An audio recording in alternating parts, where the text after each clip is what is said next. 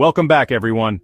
Today we're diving into a chilling topic, the most dangerous cults in US history, and what happened to their followers. Buckle up because this is going to be a wild ride. We're talking about groups with powerful leaders, often charismatic, who exert extreme control over their followers' lives. Think like total manipulation, guys. We're talking about people giving up everything, their families, their money, their whole lives, for these leaders and their twisted beliefs. Get ready to go down some seriously dark rabbit holes as we uncover the truth about these cults. We're gonna look at their origins, their beliefs, and the devastating impact they had on their members. This is gonna be intense. Okay, so, first up we have the Manson family. You guys know Charles Manson, right? That dude was seriously bad news, like the poster child for creepy cult leaders. He had this hold on people, especially young women. It was insane. Manson grew up in and out of prison, which honestly, when you hear the stories, it's not that surprising. He was troubled, man. But somehow this guy who'd been locked up for most of his life managed to create this, family of followers in the late 60s. They were all about peace and love on the surface, but underneath, dark, man. Really dark. They lived on this ranch, Spahn Ranch, and Manson, he had them convinced he was this, prophet. He was obsessed with the Beatles, thought their music had hidden messages about an apocalyptic race war, called it Helter Skelter. Seriously. And here's where it gets really messed up. Manson, he ordered his followers to commit these horrific murders. They thought it would start this race war he kept talking about. The most famous victims? Sharon Tate and her friends. It was a bloodbath, guys, absolutely brutal. The Manson family murders shocked the world. It showed how dangerous this kind of manipulation could be, how someone could convince others to do unthinkable things. Even after Manson died in prison in 2017, the horror of what he did still lingers. Next, we're going to Jonestown. This story is seriously messed up, guys. It's like something out of a nightmare. It all started with this guy, Jim Jones, who founded the People's Temple in the 1950s. He preached this message of racial equality and social justice, which, okay, sounds good, right? But Jones, he was a master manipulator. He slowly gained more and more control over his followers' lives. They had to call him father, they had to give him all their money, they couldn't question anything he said. It was total control. As things got weirder and weirder at the temple, Jones got more paranoid. He started talking about enemies everywhere and the need for revolutionary suicide. Yeah, you heard that right. He convinced his followers to move with him to this remote jungle settlement in Guyana called Jonestown. He said it would be a paradise, a place where they could live in peace, but it was a nightmare. He controlled everything they ate, everything they did, even their thoughts. And then, on November 18th, 1978, it happened. Jones ordered his followers to drink cyanide-laced Flavor Aid. Over 900 people, including over 300 children, died in the Jonestown massacre. It was a horrifying end to a story of manipulation and madness. The phrase drinking the Kool-Aid, even though it was actually Flavor Aid, became a symbol of blind obedience and the dangers of cult mentality.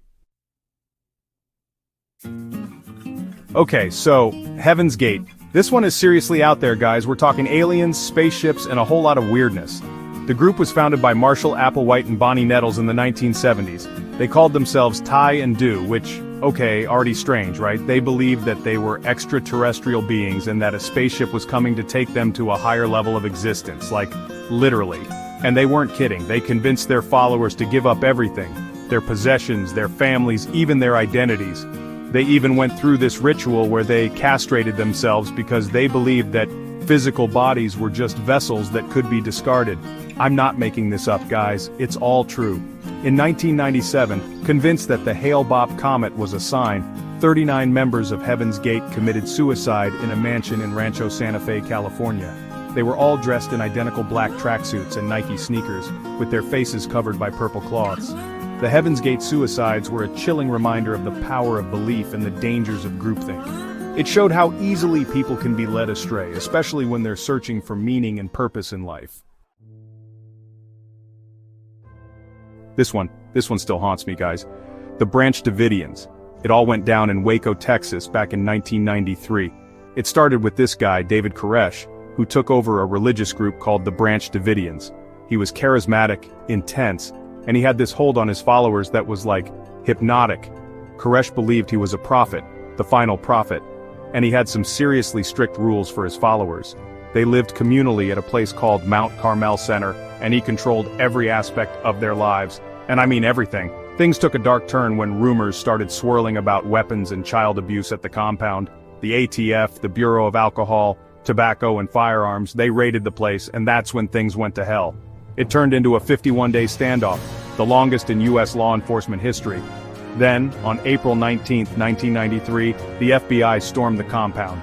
A fire broke out and the entire place went up in flames. Over 70 people, including Koresh and 25 children, died in the inferno. The Waco siege was a tragedy on so many levels. It showed how quickly a situation can spiral out of control, how mistrust and fear can lead to violence, and how the government's actions can have devastating consequences. So, the People's Temple. It's gone, obviously, after Jonestown, but the impact, the scars, they're still there. It's like this dark stain on history. Over 900 people dead, man, it's hard to even wrap your head around. The stories of the survivors, those who escaped Jonestown or refused to drink the Flavor Aid, are heartbreaking. They lost everything, their families, their friends, their whole lives as they knew it. And the guilt, the trauma, it stayed with them. The legacy of the People's Temple is a cautionary tale about the dangers of charisma, blind faith, and the abuse of power. It's a reminder that even in the darkest of times there are always those who resist, who hold on to hope, and who fight for their freedom. Thanks for watching. If you found this video informative, don't forget to like, comment, and subscribe for more deep dives into history's most shocking events. Stay safe out there. We explored some seriously dark stuff today, guys. Cults, they prey on the vulnerable, the searching, the ones looking for something to believe in. It's a reminder to be careful.